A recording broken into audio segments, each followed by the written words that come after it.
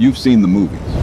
The open sea, the billowing sails, the charismatic captain with a sword and a smirk.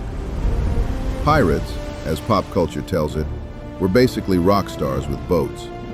They were not. Real pirates lived in floating wooden boxes, ate food that was actively trying to kill them, operated under surprisingly strict democratic rules, and died, most of the time, not in a blaze of glory, but from dysentery. This is what piracy actually looked like. The Golden Age of Piracy ran roughly from the 1650s to the 1730s, a period when colonial trade routes made the Caribbean and Atlantic some of the most profitable and most dangerous waters on Earth. Merchant ships carrying sugar, tobacco, and silver were everywhere.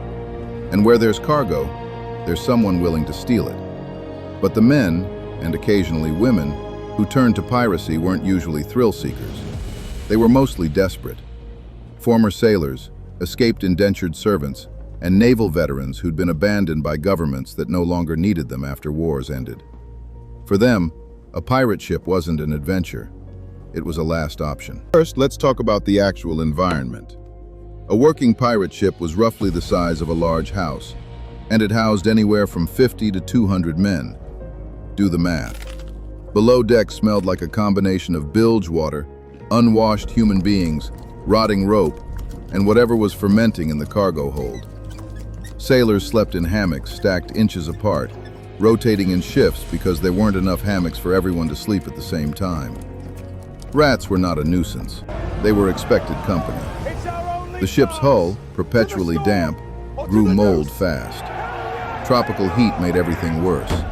The irony? Pirates actually had it slightly better than naval sailors.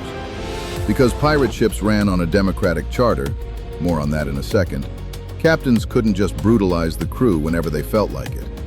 Royal Navy captains absolutely could, and often did. So in the contest of worst place to be in the 18th century, the merchant navy might actually edge out piracy. Slightly. The diet at sea was built around one principle: what doesn't rot immediately. Hardtack, a dense cracker made from flour, water, and salt, baked until it was almost geological, was a staple.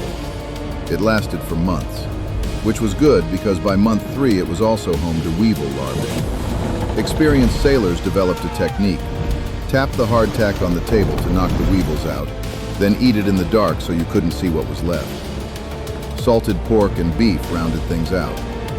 Salted here means packed in barrels of brine, which preserved the meat but also made it so salty it had to be soaked in seawater before eating, which is a sentence that should concern everyone. Fresh fruit was luxury. Vegetables were a rumor. And this matters because scurvy, caused by vitamin C deficiency, was killing sailors at staggering rates. Gums would dissolve. Old wounds would reopen.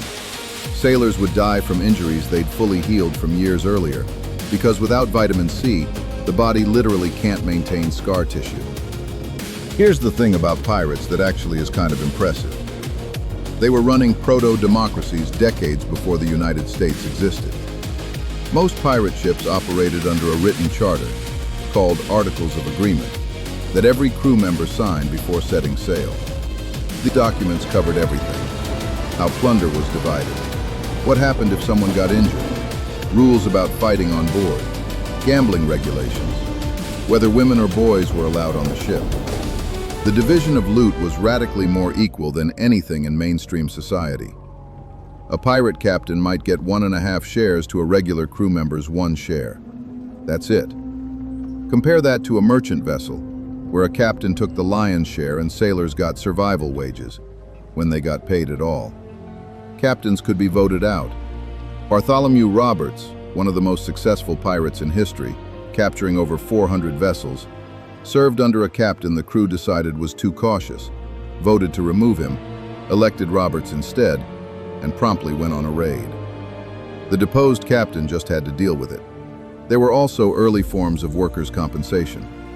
Lose an arm in battle, 1 compensation rate. Lose a leg,